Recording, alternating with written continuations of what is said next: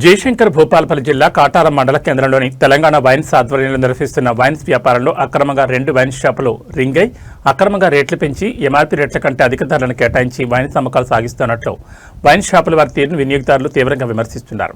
ప్రభుత్వ నిబంధనల ప్రకారం గ్రామం నుంచి వైన్ షాప్ కిలోమీటర్ దూరంగా ఏర్పాటు చేసి ఎక్కడ కేటాయించిన షాపులను అక్కడే నిర్వహించాలనే నిబంధనలు ఉన్నా కూడా ప్రభుత్వ ఆదేశాలను బేఖాతరు చేసి ఒకే దగ్గర 2 షాపులు నిర్వహించడం మరియు సిండికేట్ అధిక ధరలకు మద్యం అమ్మకాలు సాగించడంపై సర్వత్రా విమర్శలు వినిపిస్తున్నాయి.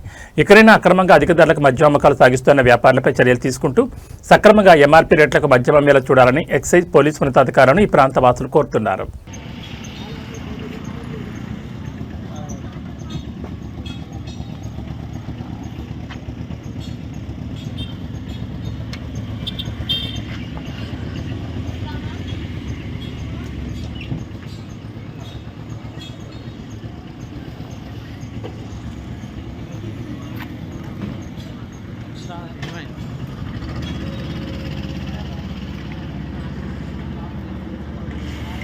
ఈ ఓనరు కథలు చేస్తుండు బాగా.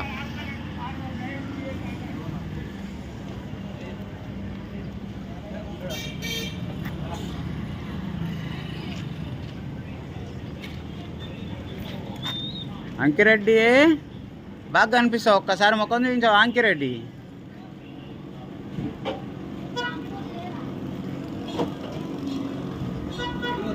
అంకిరెడ్డి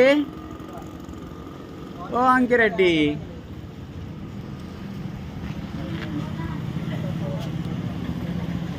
అయ్యా సిండికేట్ చేసిన ముఖం చూపిస్తానికి ఏంది అంకిరెడ్డి?